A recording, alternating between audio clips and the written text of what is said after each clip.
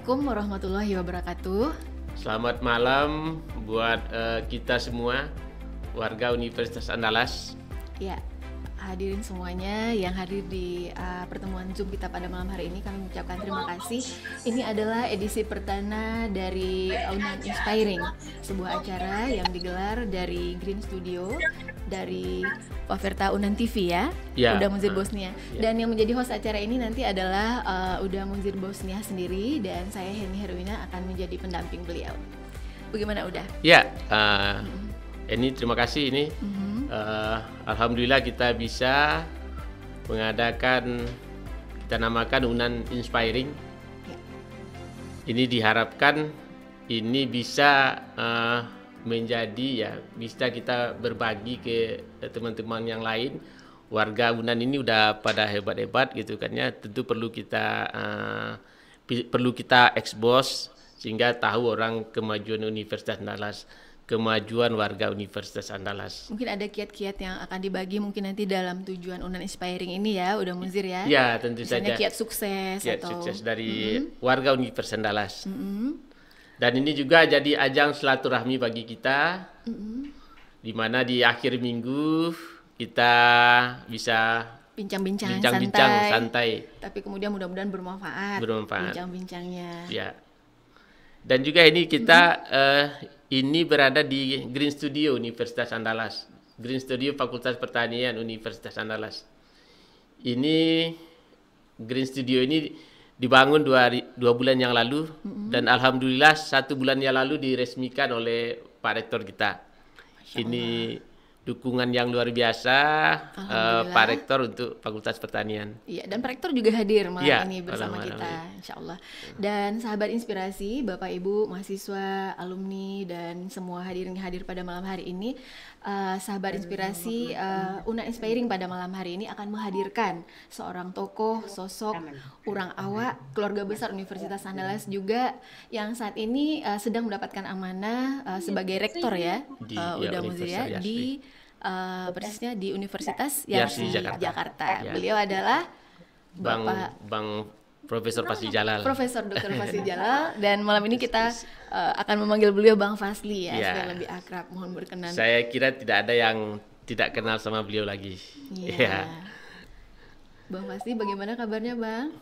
Alhamdulillah Bu Eni dan Pak Dekan ya, terima kasih telah diundang nih. Untuk berbagi-bagi nih. Yang penting silaturahimnya yang utamakan ya. Iya Bang, terima kasih Bang. Terima kasih Bang. Sudah berkenan hadir. Dan nanti kita akan bahas, dan mohon berkenan Bang Fasli nanti berbagi dengan kita mulai dari zaman Bang Fasli menjadi mahasiswa, masa mudanya, kemudian bergerak membangun karir, membangun studi dan lain sebagainya. Kami mohon nanti di-sharing dengan kita ya Bang ya, agar semakin banyak. Insya Allah, Mbak Eni ya. Mahasiswa juga dan kita semua mendapatkan banyak masukan dan mungkin inspirasi nanti dari dialog kita. Baik Bang Munzir, ini kan acara perdana nih, Unan Inspiring-nya, dan Pak Rektor juga sudah berkenan hadir. Bagaimana kalau kita mohon? Kita minta kata sambutan dari Pak Rektor, dan juga ini sekalian meluncing Unan Inspiring. Kita mohon kepada Pak Rektor berkenan untuk memberi sambutan dan sekalian meluncing acara kita ini, Unan Inspiring malam ini. Pak Rektor, malam Pak Rektor. Malam, Assalamualaikum warahmatullahi wabarakatuh. Waalaikumsalam warahmatullahi wabarakatuh. Kepada Pak Rektor, Profesor Dr. Liliandri, kami persilahkan. Baik, terima kasih Ibu Heni Herwina. Bismillahirrahmanirrahim. Assalamualaikum warahmatullahi wabarakatuh. Waalaikumsalam warahmatullahi wabarakatuh. Yang sama-sama kita hormati senior kita, Bang Profesor Fasli Jalal. Alhamdulillah beliau sebagai yang akan memberikan inspirasi bagi kita semua nih. Beliau adalah seorang tokoh yang tidak asing lagi bagi kita dan kebanggaan kita. Baik, alhamdulillah rabbil alamin, wassalatu wassalamu ala asrofil anbiya'i wal mursalin wa ala alihi wa sahbihi ya rasulullah jema'in. Allahumma sholli ala Muhammad wa ala ali Muhammad. Pak Dekan Fakultas Pertanian, Pak Dr. Munzir Bosnia yang saya hormati, Ibu Heni Herwina yang pada malam ini bertindak sebagai host. Dan ini luar biasa ini gagasan dan ide yang dimunculkan oleh Dekan Fakultas Pertanian untuk suatu gagasan bagaimana kita memberikan acara ini adalah acara pertama, dan insya Allah mudah-mudahan seperti yang sampaikan tadi akan dilakukan secara terjadwal, dan juga mungkin seperti yang saya disampaikan tadi mungkin bisa saja akhir minggu atau akhir weekend atau semacamnya begitu ya. Nah, memang kami menyadari sendiri, mungkin pada kesempatan ini juga saya ingin menyampaikan nanti beberapa hal yang berkaitan dengan momentum dengan pandemi COVID ini. Banyak sebetulnya hikmah lain yang diambil gitu. Walaupun kita sedang menghadapi suasana musibah atau suasana keprihatinan, tapi di balik itu juga ada beberapa hal yang kita lakukan dan adalah inovasi-inovasi baru yang berkaitan dengan di mana kita berada. Pertama, kita di UNAN, alhamdulillah Bang Pasli, tanpa kita sadari ini kita sekarang sudah 64 tahun, Bang Pasli. Tepatnya nanti tanggal 13 September, hari Minggu kebetulan jatuhnya, tapi nanti kita akan lakukan juga peringatan Dies pada tanggal 14 September mendatang, Pak. Jadi dengan 64 tahun UNAN, kami menyadari sendiri bahwa tentu telah banyak capaian-capaian yang kita lakukan. Tadi Bu Heni juga menyampaikan nanti kita akan minta pengalaman, akan minta perjalanan sejarah, dan juga bagaimana UNAN mulai dari 64 tahun yang lalu sampai juga dengan sekarang begitu ya. Capaian-capaian yang saya pikir merupakan tanggung jawab bagi kita juga untuk semua nanti untuk melakukan inovasi dan juga capaian-capaian prestasi yang selama ini telah kita ambil. Mudah-mudahan ke depan kita dengan segala komitmen, insya Allah kita siap untuk melakukan yang terbaik untuk ke depan. Makanya dengan agenda kita pada malam hari ini yang diinisiasi oleh Fakultas Pertanian khususnya, mudah-mudahan semua stakeholder kita, baik dosen, alumni apalagi, kemudian juga tenaga pendidikan dan mahasiswa, tentu kita bisa sama-sama bagaimana berbagi dan juga saling menginspirasi bagi kita semua dari apa yang kita capai. Sehingga baik menggali, mengekspos atau mungkin mendokumentasikan semua apa yang kita capai selama ini, terutama bagaimana kita melangkah ke depan secara bersama-sama. Makanya dengan momentum atau dengan kondisi hari ini, saya pikir tidak ada hambatan bagi kita untuk melakukan segala capaian yang apapun yang kita lakukan. Saya mau titip juga nih melalui Bang Pasli, karena nanti kita tanggal 13, tepatnya nanti tanggal 14 kita akan ada acara. Kita mohon nanti juga Bu Heni dan Pak Dekan, mohon kiranya apakah itu melalui video singkat atau mungkin melalui flyer segala macam, untuk kiranya semua keluarga besar UNAN dimanapun berada untuk memberikan pertama selamat Dies ke-64 UNAN, dan juga kemudian mungkin memberikan testimoni apapun juga yang nanti akan kita coba tampung, akan kita jaga, kita himpun, dan nanti akan kita siarkan atau akan kita tayangkan dalam berbagai momentum kegiatan Dies begitu. Nah, makanya momentum pada malam hari ini mudah-mudahan ajang silaturahim dan juga bagaimana kita sebagaimana sampaikan UNAN Inspiring ini bisa kita wujudkan bersama-sama begitu.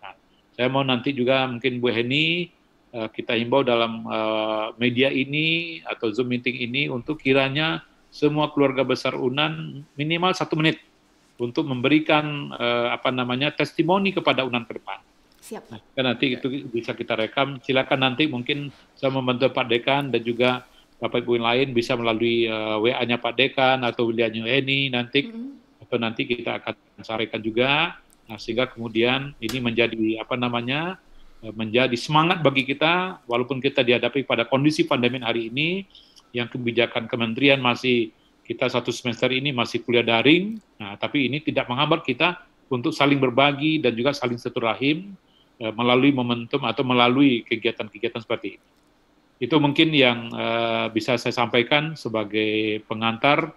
Mudah-mudahan agenda ini senantiasa berlanjut dan juga kita nanti akan saling bisa berbagi dan juga bisa saling memotivasi dan inovasi untuk kemajuan UNAN ke depan. Itu mungkin yang dapat saya sampaikan. Terima kasih banyak. Terima kasih atas segala perhatian. Mohon maaf atas segala kekurangan. Saya akhiri dengan wassalamualaikum warahmatullahi wabarakatuh. Waalaikumsalam warahmatullahi wabarakatuh. Terima kasih banyak Pak Rektor. Terima kasih Pak Rektor. Dan mudah-mudahan ya udah muzir ya harapan Pak Rektor tadi bahwa kita semakin meningkatkan silaturahim, kemudian menginspirasi.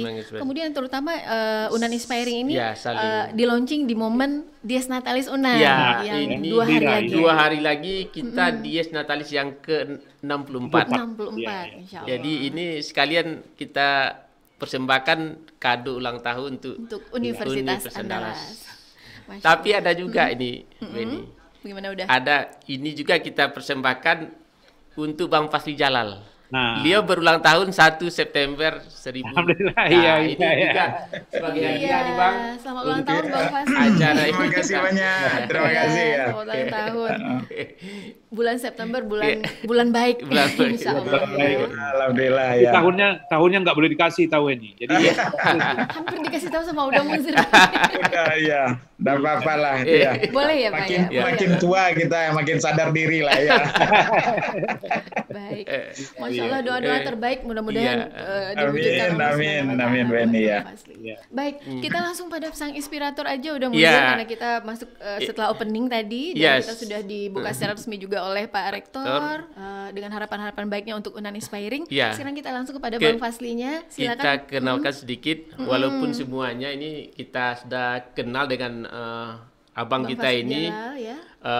Jalal, Lahirnya tanggal 1 September di Padang Panjang, kemudian SMA itu di Padang Panjang, kemudian Bang Fasli masuk FK itu tahun 72.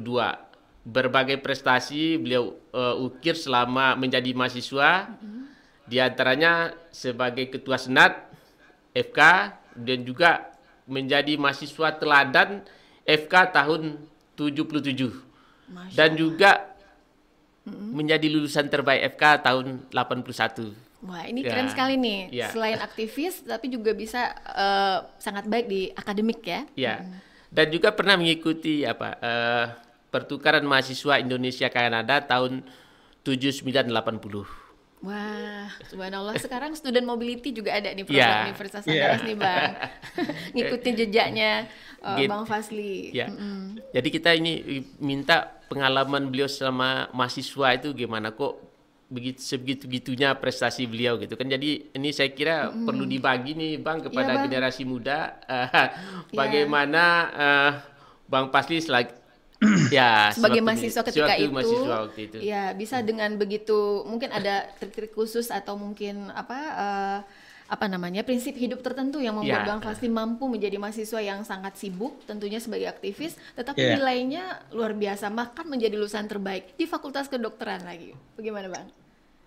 Iya, alhamdulillah ya. Iya sebetulnya kan prestasi ini nggak boleh terlalu jadi ini kan sebenarnya prestasi orang lain banyak yang lebih hebat ya. Cuma tapi kita juga mahasiswa baru kan, kita belajarnya aja ya apa yang karena kondisi spesifik masing-masing kan akan berbeda ya. Karena setting yang berbeda, ekosistem waktu itu, motivasi pribadi, lingkungan terdekat di keluarga, pertemanan yang memang kadang-kadang tidak bisa kita bandingkan begitu saja ya.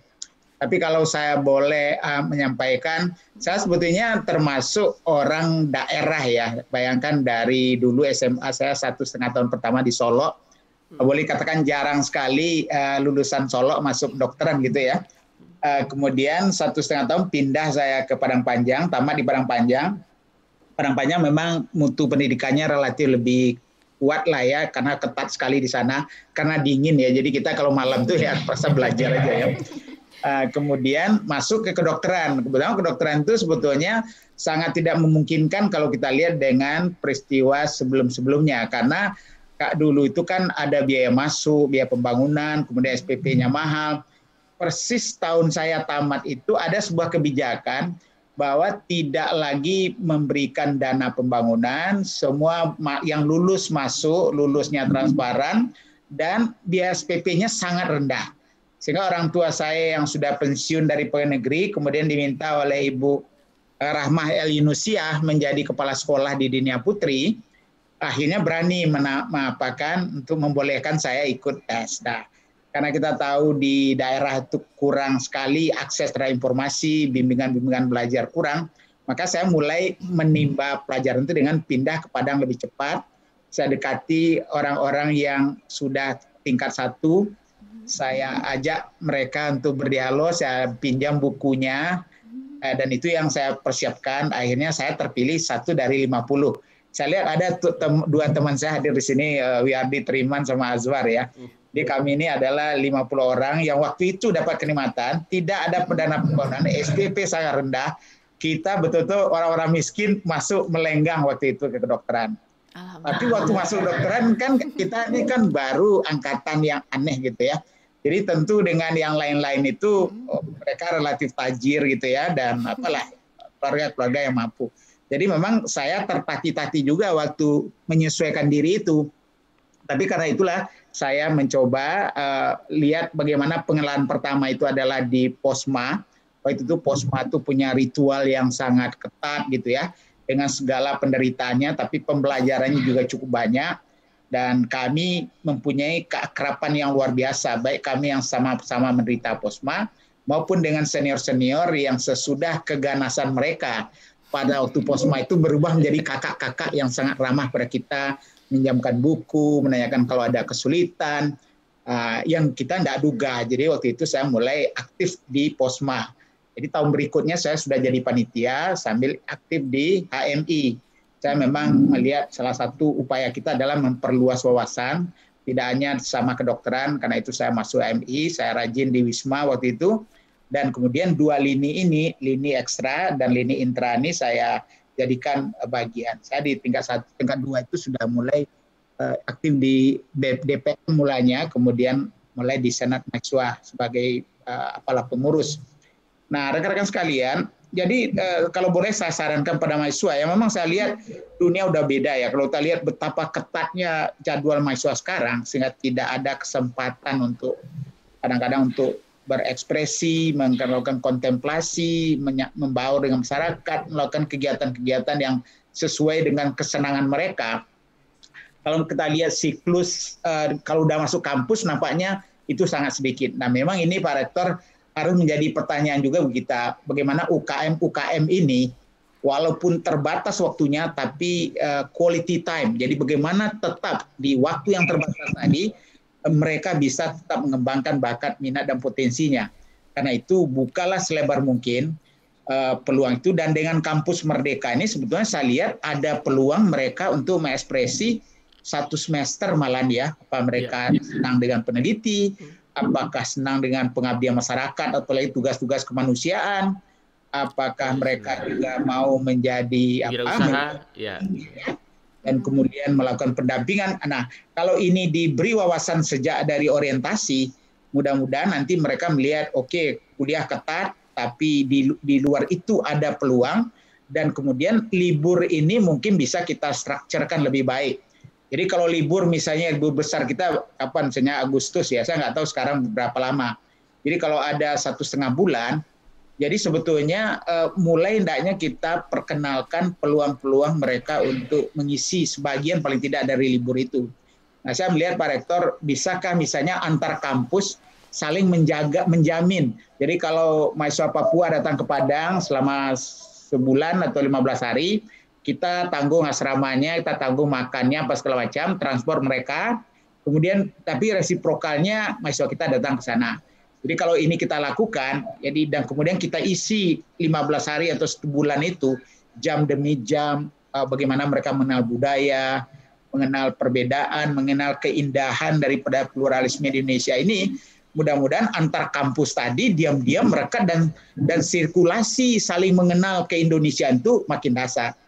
Jadi kalau sekarang tuh memang masih agak jauh bagi kita daerah-daerah yang secara geografis. Padahal sebetulnya sekarang ini kedekatan secara fisik itu bisa tergantikan dengan hubungan-hubungan virtual yang dahsyat ini. Nah, karena itu saya belajar banyak justru bukan dari akademiknya. Saya banyak menggantungkan akademik dengan teman-teman yang lebih pintar. Catatannya saya pinjam, kemudian saya buat jembatan keledai gitu ya. Pokoknya apa namanya SKS itu apa kepanjangannya sekarang? Kebut satu malam apa itu? Sistem kebut semalam, Pak. Sistem kebut semalam, itu. Jadi jatuh bangun. Waktu kami itu masih sadis. Teman-teman kami banyak yang di tahun pertama sudah mulai berguguran, tahun kedua, tahun ketiga itu cukup banyak. Tapi indahnya, walaupun mereka tahun pertama ada pindah ke ITB, ada yang tahun kedua gugur, tahun ketiga gugur, tapi kami 50 orang itu masih akrab. Walaupun mereka jauh sudah sekali sebentarnya setahun ya dengan kita kan. Tapi sampai sekarang komunitas kami itu masih bagus dan kami buat video kemarin ke semua foto mereka sejak dari awal itu oleh teman kita Dharma Ambiar yang hanya tahun pertama aja di sini kemudian pindah ke ITB Bandung. Dia agak jago teknologi, bisa ditrace kembali itu sejarah kita masing-masing, foto-foto kita jadul dulu. Ya kadang-kadang malu juga kita melihat foto-foto tahun pertama itu ya, betapa culun-culunnya kita. Tapi itu membuat semangat. Jadi saya kira mudah-mudahan pengalaman itu betul-betul dimulai pada waktu awal-awal kita. Dan itu long lasting. Sekarang kami sudah hampir 50 tahun nih. Tahun 2022 nanti kami akan insya Allah akan merayakan persahabatan 50 tahun kami. 50 udah meninggal 3, tinggal lagi 47 ya. Dan kita pun juga nggak tahu nih berapa lama, berapa yang akan mencapai peringatan ulang tahun ke-50. Jadi singkat, bahwa jangan ragu-ragu menyesuaikan diri walaupun datang dari pinggiran, datang bukan dari keluarga mainstream, tidak secanggih yang lain, tapi asal kita percaya diri dan kemudian melihat pintu-pintu masuk, di ekstra, di intra, sekarang dengan ada UKM, kemudian juga menjadi pendamping dari dosen-dosen yang kadang-kadang punya program, punya kegiatan, rajin aja menjadi asisten penelitinya segala macam, dan itu sumber pembelajaran yang dasar. Jadi berarti saya kira soft skill ya Bang Fazly ya, soft skillnya masuk banget di situ ya, berkomunikasi dengan dosen, kemudian menyeimbangkan stres manajemennya antara akademik dan hobi gitu ya, udah Munzir ya. Masya Allah. Dan satu lagi pesan saya ya untuk UNAN, bisakah kalau kami dulu terpaksa Pak Rektor dipaksa berkreativitas. Karena dalam setahun itu setiap tingkat itu wajib melakukan culture show. Harus di Don Bosco. Padahal Don Bosco itu paling mahal. Jadi kita tingkat itu harus utuh sendiri. Penyanyinya sendiri, penarinya sendiri, bandnya sendiri. Ya kadang-kadang band terpaksa di luar sebagian. Tapi makin banyak kita menunjukkan bahwa di angkatan kita itu ada semua, itu makin berprestasi gitu. Sambil mencari dana. Jadi kita rajin tuh sore-sore itu mendatangi semua dokter praktek, kemudian kayak pasien dulu, kemudian waktu masuk sodorkan minta sumbangan itu. Ya waktu itu dokter kan masih sangat tajir lah ya, jadi agak mudah lah kita mengumpulkan sebulan sekali itu, lalu ada culture show antar tingkat. Jadi kalau di sini mungkin antar angkatan atau mintanya lintas fakultas, tapi antar angkatan suruh mereka membuat program. Nah, kebersamaan keunanan itu jangan-jangan itu bisa ditingkatkan. Bang, ini tanya Bang, ini kok bisa jadi ini ikut pertukaran mahasiswa ke Kanada tuh gimana ceritanya tuh Bang? Iya. Jadi waktu itu kan program tuh sudah berjalan berapa tahun ya. Dia dimulai tahun 75 lah Indonesia pertama mengirim. Jadi saya tuh adalah angkatan ke-6. Terus saya mulainya enggak begitu enggak begitu care ya. Tapi waktu itu ada Emma Yohana yang sekarang ketua DPD, kemudian ada Ros ya dari UIN. Beliau ini yang mendatangi saya ke kampus. Waktu itu saya sedang koskap masa-masa untuk tes. Saya enggak merasa siap benar. Tapi saya waktu itu sedang mengembangkan English English Club gitu ya. Aloha. Jadi waktu itu kami rajin lah berbahasa Inggris, kursus intensif dengan dosen-dosen terbaik di IKIP waktu itu ya. Yang dosen-dosen killer di sana, tapi kita minta mendidik kita luar biasa mereka. Jadi kami banyak terbantu. Nah, akhirnya saya dengan segala keterbatasan waktu itu sudah lewat jamnya, saya ikut tes, ternyata dikatakan lulus. Wah. Jadi lulus timbul dilema, orang tua kurang percaya. Ini sekolah aja lah dulu selesaikan tuh apa nih keluar-keluar katanya. Apalagi ini yang muda-muda macam-macam nanti dapat tuh katanya kan. Khawatir ya merantaunya kejauhan ya. Karena orang tua saya kan sederhana ya, ratu pensiun, umurnya udah tua gitu ya. Dan dia ingin jangan kita mengganggu karena kesempatan emas karena hanya terbuka 1 tahun itu aja yang tidak ada sumbangan, tidak ada uang-uang pembangunan. Jadi dia menganggap jangan sia-siakan. Tapi untung seorang senior saya, ya guru saya dan sebetulnya orang jadi teladan saya, Profesor Kamardi, dia mengatakan, Fazli jadi dokter itu udah hampir pastinya, tapi dapat keluar itu siapa yang bisa katanya. Berapa orang cuma dapat. Ya tolonglah sampaikan ke ayah, bilang ya ini dengan melalui mediasi beliau, akhirnya ya saya ya asal jaga aja diri gitu ya. Jadi saya lulus, kemudian saya ikut pertama, kemudian karena relatif berprestasi 2 tahun laginya diminta saya memimpin grup lagi. Jadi saya memimpin 7 orang Kanada, 8 lah dengan grup lidahnya dan 8 kita Indonesia.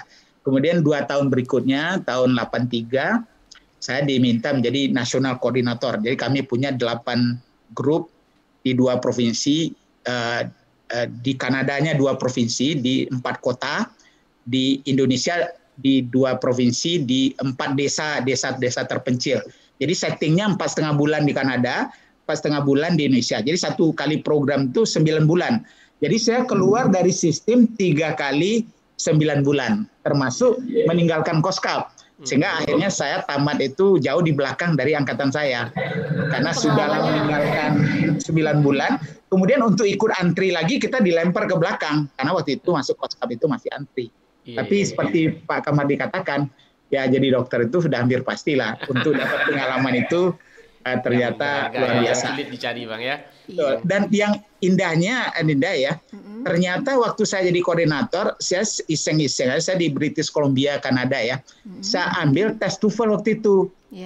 Dapat nilai saya 560 berapa gitu ya. Iseng-iseng aja. Jadi begitu 2 tahun saya udah mulai mengajar di kedokteran, dapat pemberitahuan bahwa BKKBN akan menawarkan beasiswa. Kemudian diminta untuk ikut antri, melamar dulu, diperiksa, kemudian dimajukan ke Medan, di Medan dilakukan tes, kemudian mana yang lulus baru dikirim ke Jakarta, dites lagi di Jakarta, baru diputuskan siapa yang lulus siapa yang tidak. Saya waktu itu iseng-iseng aja, saya kirim aja hasil tes itu ke Jakarta. Saya akhirnya dipanggil langsung, nggak usah ikut-ikut program lagi proses itu. Jadi saya pelajari sebuah kesempatan, kalau kita manfaatkan dengan baik, kita syukuri, ternyata membuka kesempatan-kesempatan lain. Kalau enggak ada TOEFL itu, mungkin enggak pernah saya bisa keluar negeri.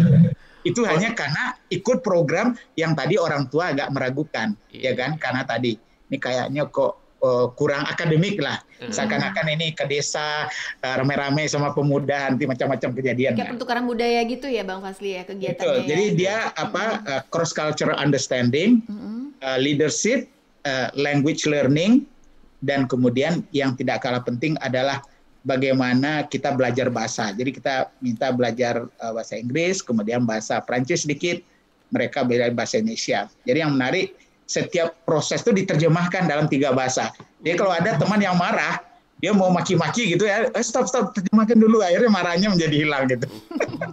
Lucu ya, kenangan-kenangan masa lalunya. Jadi kalau ada mahasiswa kita yang mendengar saat ini, tampaklah bahwa ternyata Bang Fazli memang sejak mahasiswa yang udah merintis English Club awalnya, kemudian itu mendatangkan kebaikan ketika melamar untuk exchange jadi bisa diterima, dan malah selanjutnya juga setelah itu ya. Memudahkan untuk S2, S3-nya. Betul. Karena memang dimanfaatkan sebaik-baiknya ya. Iya, small success create success. Jadi walaupun sukses-sukses itu kecil, tapi kalau kita siapkan dengan sungguh, bukan karena kita mengada-ada, tapi itu datang karena upaya kita. Dan biasanya membuka pintu untuk sukses-sukses berikutnya. Itu pesan moralnya. Small success create success. Iya. Gimana udah Muzir? Kayaknya udah Muzir mau lanjut. Iya, ini menarik juga. Saya baca itu kan waktu ini kan abang kita ini kan S2 S3-nya kan di Cornell. Dan juga tunggu stop dulu, setelah mahasiswa lulus dengan nilai terbaik, lulusan terbaik juga, terus jadi dosen ya, jadi dosen ya Bang. Jadi dosen kan Bang di UNAN dia. Jadi waktu itu kan saya itu mahasiswa teladan UNAN ya. Jadi kami itu pertama kali mahasiswa teladan seluruh Indonesia waktu itu 52 orang dikumpulkan oleh Pak Harto di istana. Jadi kita jadi tamu terhormat negara waktu itu ya. Walaupun tahun 77 tuh Bang. 77 ya. Banyak ketua-ketua senat yang dari macam-macam ya, ketua senat, dan mereka masih sangar-sangar gitu. Saya masih ingat begitu ada intel-intel yang ikut mendengar dialog kami, mereka beri jenderal katanya, kayak Jenderal Sumitro waktu itu update. Saya minta ini intel-intel ini keluarkan dulu, baru kita mulai. Keren ya? Saya sendiri sebagai orang daerah ini anak berani bener ya. Tapi karena tadi itu, ini pertama mahasiswa dikumpulkan dan diberi berbagai kenikmatan ya. Dan kemudian waktu lulusan itu lulusan terbaik. NKK BKK tuh Bang ya? Iya. Zaman NKK BKK itu. Sebelum itu. Ya, baru akan. Jadi waktu itulah beberapa menteri dilemparin dengan telur di beberapa kampus. Yang Malari itu ya 78 ya, Malari 78 Bang ya. 74, Malari 74. Belum Malari itu kan sudah ada pemanasannya. Pak Wijoyo ke beberapa kampus waktu itu kan agak disorot-sorotin segala macam kan. Nah, pemanasannya sudah mulai waktu itu. Nah, baru datang Malari. Baik. Ya. Oke. Ya, mungkin jadi, pernah juga jadi dokter Galatama Semen Padang juga pernah. Iya. Di samping mengajar. Jadi begitu saya tamat, karena saya dapat pengalaman di desa-desa di Indonesia itu, di pedalaman Aceh ya, waktu itu GAM itu baru mulai, di pedalaman Kalimantan, waktu itu baru aja beberapa kepala orang Madura itu dipotong oleh orang Dayak ya. Sehingga kami terpaksa diungsikan juga sementara waktu itu. Jadi saya masuk ke desa-desa itu dan melihat sendiri ya betapa sebenarnya masalah masyarakat di bidang kesehatan itu sederhana sebetulnya. Tidak muluk-muluk, tidak rumah sakit yang canggih, tidak dokter-dokter spesialis. Mereka itu butuh gizi, mereka butuh kesehatan lingkungan yang baik, mereka butuh pengetahuan yang sederhana yang bisa membantu mereka dalam konsep sekarang itu pola hidup bersih dan sehat. Jadi waktu pulang dari sana lah, waktu saya tamat, waktu itu kan saya masih mahasiswa, waktu peserta itu, waktu tamat, saya agak berubah orientasi saya, apalagi saya sudah dekat dengan Dr. Zul ya, kemudian kan teman-teman di PH itu senior-senior saya, Dr. Chan, Dr. Ninat, Azwar ya, itu sahabat-sahabat kami semua yang senior-senior. Jadi akhirnya saya memindahkan diri untuk public health, tidak jadi ke spesialis. Karena waktu itu sebagai mahasiswa teladan kita tentu agak terbuka kesempatan ya. Dan biasanya dokter mimpinya jadi dokter spesialis ya. Anak, bedah gitu ya, ke dalam. Itu baru yang lain-lain yang pakai pisau. Dan supaya hidup nyaman, bisa beli mobil, ganti mobil tiap sebentar, keluar negeri, ya, punya rumah, dan itulah ya. Dan biasa, dan sangat lurus cara melihat hidup ya. Tapi saya shock melihat keadaan di desa itu. Jadi akhirnya saya melamar untuk menjadi dosen di public health.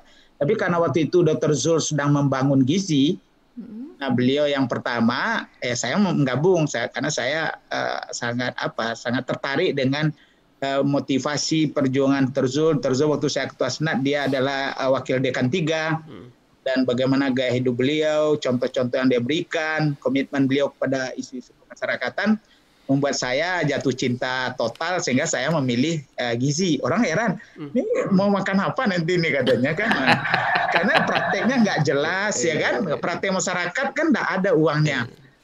Tapi panggilan hati ya Bang ya, karena ya, udah karena waktu itu kita ya? belum tahu ya, jadi saya katakan aja, ya silakanlah kita berpendapat masing-masing. Tapi tunggu aja nanti 30 tahun kita bertemu lagi, kita nilai ya gitu.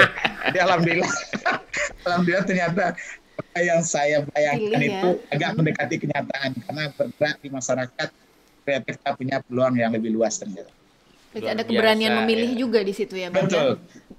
Mau keluar dari box, out of the box. Yes. Luar biasa. Sangat inspirasi nih. Jadi harus punya percaya diri yang baik dan berani memilih. Kemudian juga ini yang tidak skala serunya bisa kuliah ke Cornell ini Bang. Bagaimana cerita itu Bang, kok bisa di Cornell, kemudian juga ceritanya jadi asisten terbaik juga di Cornell University. Dapat award juga saat kuliah Bang. Itu bagaimana pula ceritanya?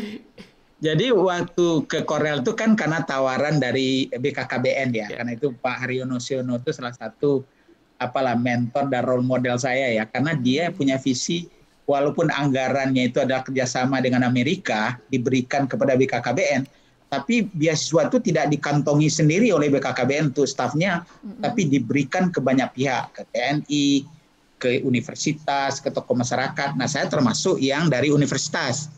Nah, waktu ada seleksi yang saya katakan tadi berlapis-lapis, saya kirim aja hasil TOEFL tes itu, dan itu dapat jalan tol, langsung dipanggil ke Jakarta. Nah, waktu kita melamar itu karena beasiswa itu hanya untuk master, tapi kalau bisa diterima sebagai program doktor langsung, itu boleh ditanggung sampai program doktor. Jadi kami mencoba compete ya. Akhirnya sebagian tidak berani, sebab kalau gagal master nggak dapat, habis umur pulang gitu kan. Karena tidak gampang untuk bisa program direct gitu.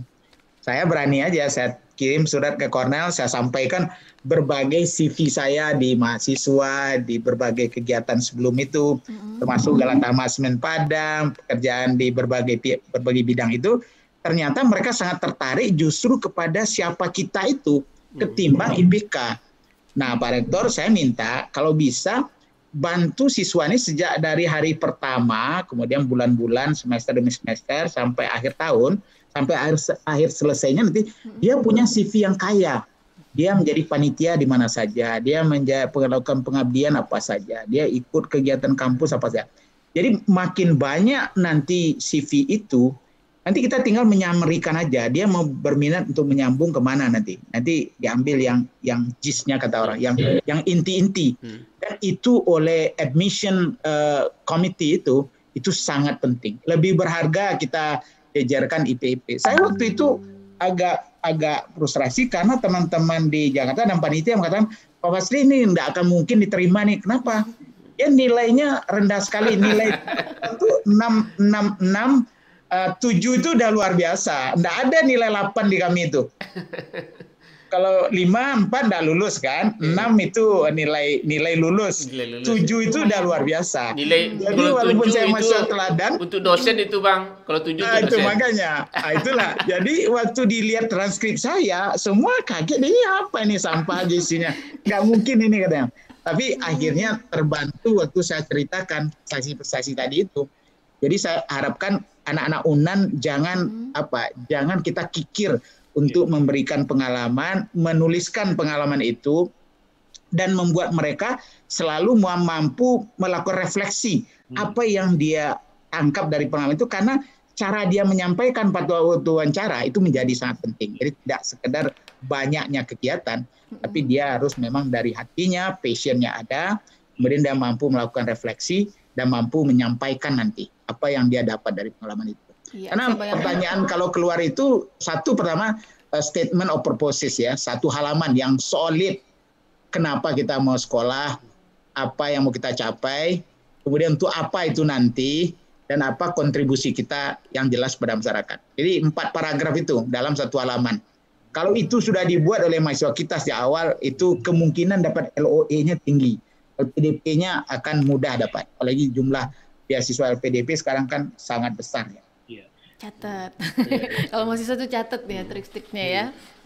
Berarti memang ya Bang, karena pengalaman itu sangat berharga, sehingga karena Abang sudah pernah exchange, menjadi sangat bijak dan mendapatkan berbagai keuntungan dalam artian cerdik gitu ya. Ada nilai TOEFL yang ada, itu mempermudah. Itu luar biasa sekali. Artinya memanfaatkan kesempatan sebaik mungkin ya. Berarti Bang Fasli ya. Iya. Karena harinya itu juga ya, jadi jangan sampai ada hari yang hilang.